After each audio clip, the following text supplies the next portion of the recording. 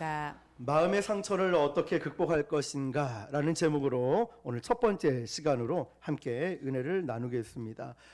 몇 주 전이었습니다. 수요일 오후에 전도를 갔다 왔는데 교회 주차장에 모르는 차가 주차가 되어 있었습니다. 그런데 제가 그 차를 보면서 조금 있으면 우리 성도들이 들어오고 혹시라도 그 안쪽에 주차가 되어 있으면 우리 성도들이 차를 대기 시작하면 혹시라도 또 예배 시간에 차를 빼달라고 하면 어떨까라는 생각에 전화를 걸었습니다. 그런데 그분은 제가 지금 멀리 있어서 차를 못 뺍니다 라고 하는 거죠. 그러니까 또 화가 나는 거예요. 그래서 이분이 나중에 차를 뺀다고 하니까 화가 나서 약간 좀 짜증과 안 좋은 말투로 전화를 그렇게 끊었습니다. 그런데 생각보다 일찍 오셔서 저 멀리서부터 이제 전화를 저한테 하시더라고요. 그런데 멀리서부터 거의 폴더로 90도로 인사를 하면서 무슨 말을 하고 오시는데 말은 못 알아듣고 90도로 이렇게 인사를 하고 오시는데 가까이 오셔서 들어보니까 제가 어떤 교회 사모입니다 라고 그런 거예요. 그러면서 제가 안 그래도 멀리서부터 90도로 연세가 있으신 분이 90도로 폴더 인사를 하셔서 너무 미안한 마음이 들었는데 제가 어떤 교회 사모입니다 라고 말했더니 더 죄송한 마음이 드는 거예요. 그래서 제가 계속 마음이 찔려가지고 수요 예배 끝나고 나서 회개를 하고 문자를 보냈습니다. 너무 죄송합니다. 저 때문에 혹시 불편하지 않았습니까?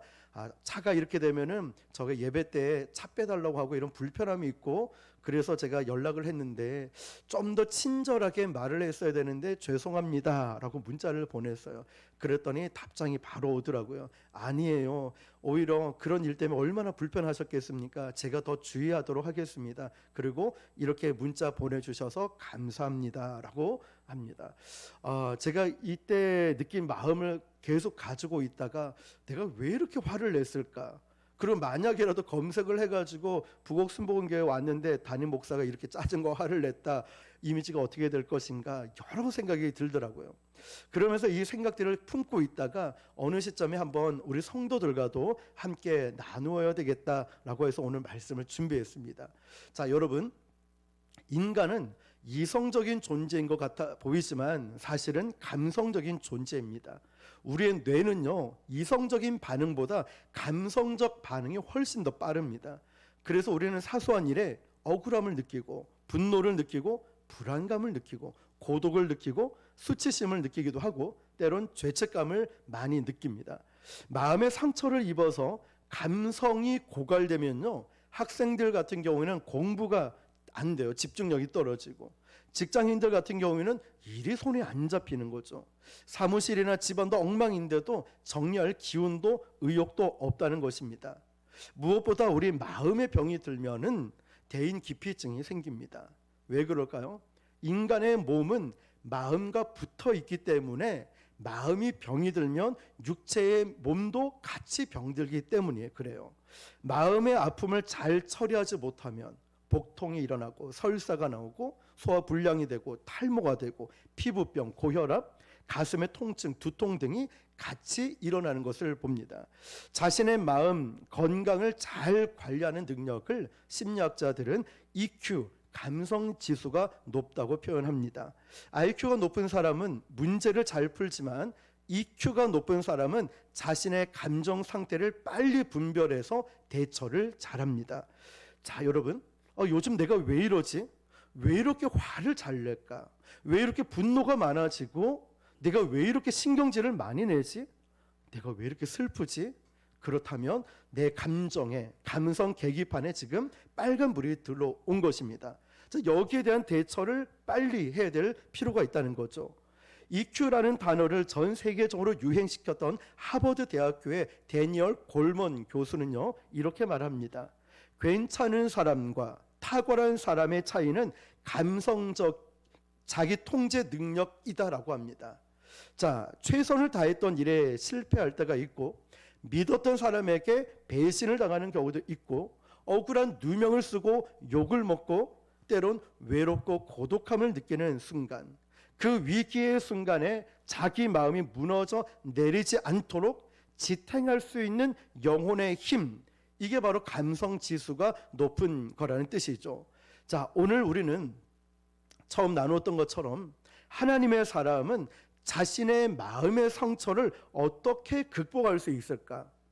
우리도 인간이기 때문에 상처를 받아요. 낙심하기도 하고 좌절하기도 합니다. 건강한 감성적 자기 통제 능력을 어떻게 가질 수 있을까? 저는 전문 정신 심리학자가 아닙니다. 그래서 저는 심리학적인 전문성을 가지고 여러분에게 말씀드리는 것이 아니라 성경적인 시각에서 오늘 여러분에게 말씀을 드리고자 합니다.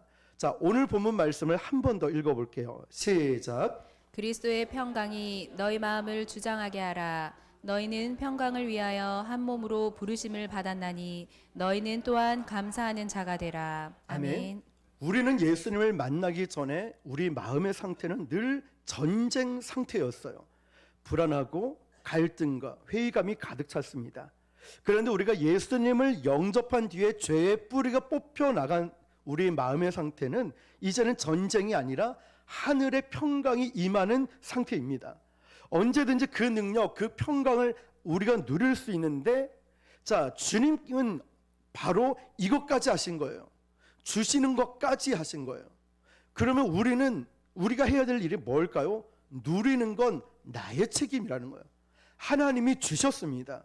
누리는 건 나의 책임이라는 거죠. 자, 위에 노란 글씨를 보면 그리스도의 평강이 너희 마음을 어떻게 하라고요? 주장하게. 밑에 영어 성경을 제가 써놨는데요. Let the peace of Christ rule in your heart라고 되어 있죠. 자, let이라는 단어는 문을 네가 열어야 된다는 뜻이에요.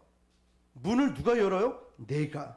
그 다음에 rule이라는 단어는 주장한다는 거예요. 다스린다. 다시 말하면 그리스도의 평강이, 예수님의 평강이 내 영혼을 딱 장악하고 다스릴 수 있게끔 내가 어떻게 해야 되느냐면 마음의 문을 열어야 된다는 거예요. 이건 나의 결단을 말하는 것입니다.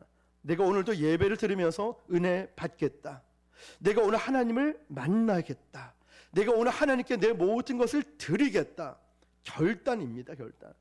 내 마음을 문을 활짝 열어야 그리스도의 평강이 나를 주장할 수 있다는 것이죠. 여러분, 이제 사탄은 어떤 일이 일어나면은 우리에게 순식간에 염려, 근심, 걱정, 마음의 분노를 심어줍니다. 그래서 크게 만들어요. 큰일 났다고. 자, 그러면서 그리스도의 평강을 누리지 못하게끔 우리의 마음을 자꾸만 충동질합니다. 다 끝난 것처럼, 죽을 것처럼. 그러나 그 순간마다 우리는 의지적인 결단으로 주님의 다스림을 받아야 됩니다. 자, 그러면 어떻게 그렇게 할 수 있을까? 첫 번째, 기도함으로써. 빌립보서 4장 6절 7절 시작. 아무것도 염려하지 말고 다만 모든 일에 기도와 간구로 너희 구할 것을 감사함으로 하나님께 아뢰라. 그리하면 모든 지각에 뛰어난 하나님의 평강이 그리스도 예수 안에서 너희 마음과 생각을 지키시리라. 아멘. 아멘. 자, 6절에 아무것도 염려하지 마라. 이게 무슨 뜻일까요? 지금 염려할 일이 터졌다는 거예요. 지금 위기에 놓여져 있는 사업이 될 수 있고 직장 일, 취업 문제, 건강, 여러분의 자녀 문제, 어떤 인간관계에 배신을 당해서 상처가 있는 등, 자, 이 모든 것이 6절에 있는 아무것도에 포함되어 있는 거예요. 자, 그런데 우리는 그 순간에 무엇을 함으로써 하나님께 이 문제를 맡기냐면 기도함으로써, 다만 모든 일에 기도와 간구로. 그러면 그리스도의 평강이 너희 마음과 생각을 지키시리라. 아멘. 염려가 많아지면 기도가 적어지죠. 반대로 기도가 많아지면 염려가 줄어드는 거죠. 그 안에 그리스도의 평강이 우리 안을 채운다는 것입니다. 그런데 저는 말씀을 준비하면서 요즘 우리 성도님들 염려가 많이 줄었겠다 생각이 들어요. 왜냐하면 성경 통독 하루 분량이 많아가지고 이 성경 통독하느라 바빠가지고 염려할 틈도 없는 거예요. 하루 분량이 숙제하듯이 계속 가다 보니까 밀리기도 하고. 그렇죠? 야고보서 5장 13절입니다. 시작. 너희 중에 고난 당하는 자가 있느냐 그는 기도할 것이요 즐거워하는 자가 있느냐 그는 찬송할지니라. 아멘. 여기서 고난은 주로 인간이 주는 상처인데요, 타이밍이 굉장히 중요합니다. 고난 당하는 그 순간에도 기도해야 됩니다. 그러면 사람들이 준 상처, 그 독소가 내 마음에 퍼져나가는 게 차단이 된다는 것이죠. 자, 사람들이 어떤 사고가 났을 때 응급처치해야 되는 골든타임이 있습니다. 영혼의 상처도 마찬가지예요, 여러분. 영혼의 상처에도 골든타임이 있어요. 상처가 오래되면 오래될수록 해결하기가 힘듭니다. 그러므로 누군가가 나에게 상처를 줬다면 빨리 기도해야 됩니다. 독사에게 물렸을 때 어떻게 합니까? 그 물린 곳에 빨리 묶죠. 헝겊으로 묶어서 이 독이 퍼져나가지 못하도록 막고 거기 독을 빨리 뽑아내야 됩니다. 마찬가지예요. 어떤 사람에게 상처를 받았다면 그 고난의 칼이 왔을 때 순식간에 이 독이 되지 못하도록 우리는 기도로서 그 쓴뿌리를 뽑아야 됩니다. 그때 주님의 평강이 나를 다스리게 되는 거죠. 그것이 상처가 돼서 내 인격에, 내 신앙에 병들지 못하도록, 내 마음에 병이 되지 않도록 우리 주님이 도와주실 것입니다. 물론 이미 마음에 병이 된 것도 있을 것입니다. 주님께서 그 독소를 제거할 수 있도록 인도하실 것입니다. 기도 중에 여러분 마음에 있던 어떤 상처가 깨끗하게 제거되기를 주님의 이름으로 축원합니다. 자, 그리스도의 평강이 나를 다스리게 하기 위해서 두 번째로는 하나님의 안식과 재충전이 필요한데요. 우리는 요즘 너무 바쁘게 살 때가 있어요. 스케줄이 과부하가 걸렸어요. 육체적으로, 정신적으로, 영적으로 너무 탈진이 되었어요. 피곤해지면 마음이 조급해집니다. 괜히 아무것도 아닌 일에 짜증을 내고 분노를 냅니다. 그럴 때 내리는 결정은 거의 10가지 중에 9개는 잘못된 결정을 합니다. 내가 왜 그런 결정을 했을까? 그래서 지혜로운 사람은요, 자기가 피곤하고 힘들 때, 예민할 때는 중요한 결정을 하지 않습니다. 보십시오. 이세벨이 엘리야를 죽이려고 했을 때 엘리야가 어떻게 했죠? 걸음아 나 살려라 막 도망을 갔어요. 도망가다가 탈진돼서 로뎀나무 아래서 뭐라고 얘기하죠? 하나님 나 죽여주십시오. 나 이제 선지자 때려치우겠습니다. 나 이제 일 못하겠습니다. 죽고 싶습니다. 만약에 엘리야가 그 결정 그대로를 끝까지 밀고 나갔더라면 엘리야가 어떻게 됐을까요? 그런데 하나님은 그 엘리야의 상태를 너무나 잘 알고 엘리야에게 행동했던 것은 먹이고 재우고 먹이고 재우고 먹고 자고를 반복하게 시켰어요. 40일 동안은 아무 결정을 못하게 하셨죠. 하나님의 산이라고 불리는 신의 산까지 와서도 계속 먹고 자고 하다가 그렇게 주님과 동행하고 걸어가고 하나님의 음성을 듣게 하고 난 다음에 엘리야의 인생에서 결정을 내리게 합니다. 그가 그때 내린 결정과 로뎀나무 아래서의 결정은 판이하게 완전 다른 결정이 나오지요. 여러분, 마음의 상태가 좋지 않으면 결정 내리면 안 됩니다. 나의 영적인 상태가, 나의 마음이 어떤가 보면서 홧김에 결정하면 안 돼요. 홧김에 그런 말도 하면 안 돼요. 지혜로운 사람은 마음이 가라앉을 때까지 중요한 결정을 미룰 줄 압니다. 여러분이 좋은 결정을 내리려면은 하나님의 임재 가운데 있으면서 기도하면서 말씀을 읽고 묵상하면서 영혼의 숨고르기를 할 줄 알아야 됩니다. 예수님처럼 바쁘게 사신 분이 어디 있을까요? 하루에도 수백 수천 명을 만나셨어요. 수많은 사람들의 병을 고치고 귀신을 쫓아내고 말씀을 가르쳤습니다. 그런데 예수님은 절대로 청중들의 말에 휘둘리는 인생을 살지 않으셨다는 거예요. 왜냐하면 새벽마다 예수님은 하나님 앞에 홀로 가서 조용한 영적인 재충전의 시간을 가졌기 때문이죠. 그리고 예수님은 백성들이 박수갈채를 막 보낼 때도 교만해지지 않으셨습니다. 제자들에게 배신을 당하고 불법 재판을 당하실 때도 예수님은 흔들리지 않으셨어요. 왜 그랬을까요? 마음이 건강했기 때문에. 다시 말하면 내면 세계가 하늘의 영으로 충만하셨기 때문에 인생의 모진 풍파와 충격들을 견뎌낼 수 있었던 것입니다. 그래서 우리 모두가 예수님의 마음관리 리더십을 배워야 됩니다. 마태복음 11장 28, 29절입니다. 시작. 수고하고 무거운 짐진 자들아 다 내게로 오라. 내가 너희를 쉬게 하리라. 나는 마음이 온유하고 겸손하니 나의 멍에를 메고 내게 배우라. 그리하면 너희 마음이 쉼을 얻으리니. 아멘. 예수님께 배워야 되죠. 자, 여러분, 예수님께로 가면 모든 일이 쉬워질까요? 그렇지 않습니다. 그렇지만 어떤 일도 능히 감당할 수 있는 내면 세계의 풍성함을 예수님이 주시겠다 말씀하십니다. 세 번째로 우리 마음을 건강하게 관리하려면 엊그제 금요일에 나누었죠. 하나님의 말씀을 스스로에게 선포하고 격려하는 것입니다. 우리가 사람의 말 때문에 또는 어떤 사건 때문에 우리 마음에 상처를 받았어요. 마음에 힘들어요. 10초 안에, 1시간 안에, 골든 그 타임 안에 나의 영혼이 병들기 전에 하나님의 시각에서 하나님의 말씀을 나에게 스스로를 격려해야 되는 거예요. 병들기 전에, 상처가 되기 전에, 골마 터지기 전에 하나님 말씀을 계속 나에게 먹여야 돼요. 괜찮아, 넌 하나님의 사람이야. 저 사람이 그렇게 안 된다고 말하지만 걱정하지 마. 너는 하나님의 뜻이고 하나님의 사람이야. 너는 잘 될 거야. 사람들이 절망이라고 세상 사람들은 말하지만 너는 살아날 거야. 너는 하나님의 사람이야. 너 이보다 더 힘들 때도 이겨왔잖아. 하나님께서 말씀하셨어. 내게 능력 주는 자 안에서 내가 모든 것을 할 수 있다고.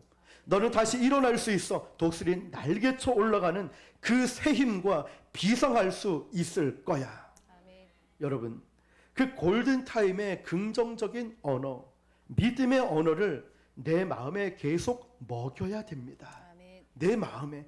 그러면 입술의 권세를 통하여서 성령께서 사용하셔서 역사하실 것입니다. 그러니까 여러분, 어떤 힘든 상황 속에서도 하나님 말씀을 스스로 계속 격려할 수 있길 바랍니다. 나는 하나님의 사람이야. 너는 담장농으로 뻗은 나무 축복의 통로가 될 거야. 여호와가 나의 목자시니 내게 부족함이 없다.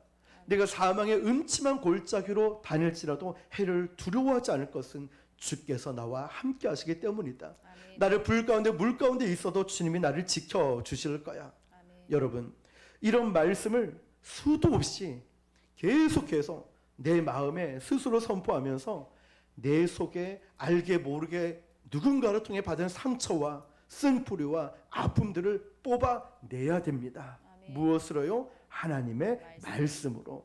100% 이것은 먹힙니다. 여러분, 하나님 말씀으로 여러분 자신을 먼저 살리시길 바랍니다. 아멘. 자꾸만 안 된다, 못한다, 쓸모없다, 필요 없다, 망했다 이런 말 쓰지 마시고 입술의 권세를 기억하시면서 나는 할 수 있다고. 또 하나님 말씀을 먹이고 내 스스로에게 말씀을 선포하시고 내 자신을 하나님 말씀으로 살릴 수 있기를 축복합니다. 마지막 네 번째입니다. 은혜의 공동체 안에 있어야 됩니다.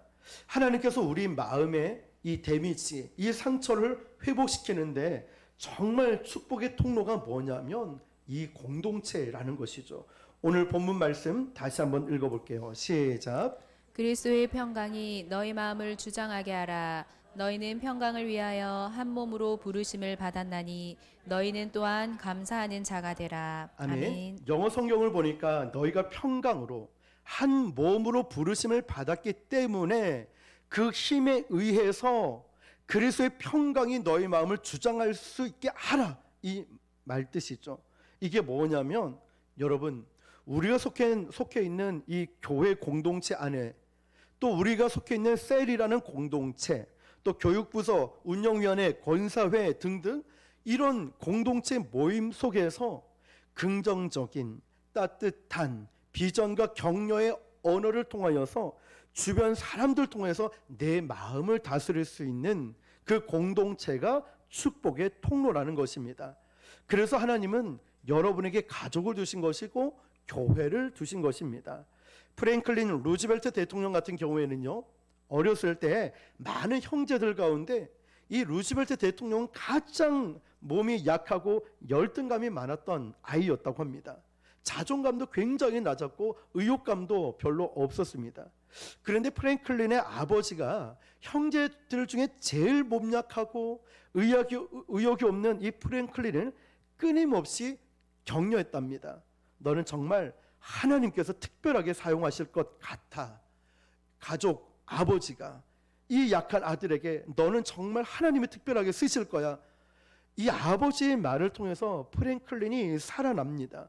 그래서 미합중국 역사상 최초로 2차 대전 승리를 이끄는 위대한 대통령이 되지 않았습니까? 여러분의 가족이, 여러분의 아내가, 여러분의 남편이 축복의 통로가 되길 바랍니다. 가족은 고치려고 있는 존재가 아니라 서로 격려하고 살리는 존재입니다. 그래서 여러분 주변에 믿음의 공동체를 마음껏 활용해야 되고 그 믿음의 공동체에 모이기를 힘써야 됩니다. 저도 말씀을 준비하다가 생각을 해봤어요. 저에게는 우리 교회 공동체도 있는데요, 목회자니까 화요일 새벽기도 마치고는 하나인 교회에서 목회자 성경 공부를 합니다. 참 좋은 훌륭한 목사님들이 많이 오셔요. 목요일 새벽기도 마치고는 수영로 교회나 가야교회에서 또 부산 전체 목회자 기도회 갑니다.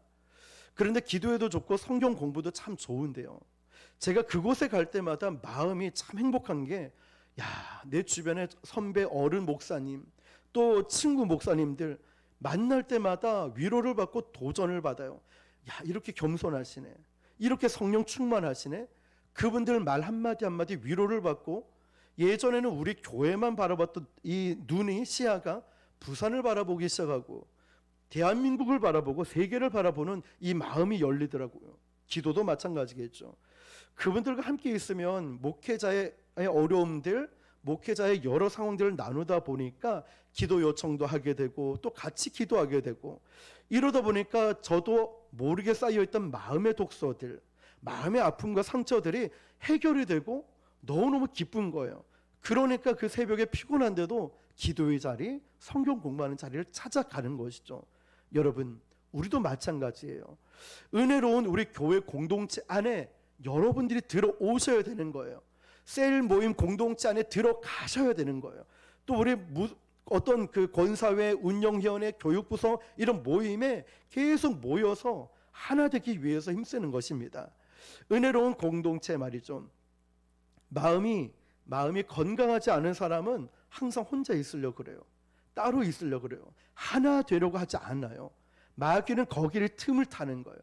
그래서 우리가 마음이 병들고 힘들수록 은혜의 공동체, 교회 공동체 안에 들어와서 기도도 부탁하고 또 따뜻한 사랑도 나누고 또 어떤 어려움 조언도 구하기도 하고, 이러다 보니까 그리스도의 평강이 순식간에 내 마음에 들어와서 나를 다스리기 하는 거예요. 그러므로 사랑하는 성도 여러분, 마귀가 주는 상처들을 극복할 수 있는 비결은 다름이 아닌 기도가 쌓일수록 두려움이 줄어드는 것이죠. 기도를 유창하게 하라는 게 아니에요. 기도를 몇 시간 대단하게 하는 게 아니에요. 어린아이처럼 그저 주님 앞에 엎드리는 것입니다. 사랑하는 성도 여러분, 기도의 자리에서, 예배의 자리에서 하나님 말씀을 딱 붙잡아야 돼요. 두려움을 옆에서 조장하는 존재가 누구죠? 마귀예요. 계속 두렵게 문제를 부풀리고 다 끝난 것처럼 말합니다. 그런데 그 마귀는요, 여러분들이 기도의 자리에 올 때, 예배의 자리에 있으면은 이 마귀는 떠납니다. 왜 그럴까요? 그 시간은 하나님의 임재하는 시간이에요. 기도 시간, 말씀 보는 이 예배 시간은 하나님의 임재하는 시간이기 때문에 하나님의 임재가 충만할 때는 마귀가 올 수가 없어요. 우리를 넘어뜨리지 않아요. 우리를 공격하지 않아요. 여러분, 두려운 일이 많기 때문에 우리가 기도의 자리에 오는 것이죠. 걱정할 시간에 가서 더 많이 기도하는 거예요. 더 많이 말씀을 읽는 것입니다. 그러다 보니 어느 순간에 그리스도의 평강이 내 마음속에 확 장악하는 것을 느끼게 될 것입니다. 여러분, 혹여나 여러분도 혹시나 상처가 있거나 마음에 두려움이 있을 때, 걱정, 근심으로 쌓여 있을 때 이 네 가지를 꼭 기억하시길 바랍니다. 네 가지를 기억하면서 첫 번째가 기도였죠. 기도였고, 두 번째가 이제 안식과 재충전이 필요하고, 세 번째가 하나님 말씀을 나에게 선포하는 것, 네 번째가 은혜의 공동체 안에 있을 때 그리스도의 평강이 나에게 임하고 치유를 경험하게 될 것입니다. 오늘 저와 여러분이 그런 마음의 회복과 영적인 회복과 치유가 있기를 주님의 이름으로 축원합니다.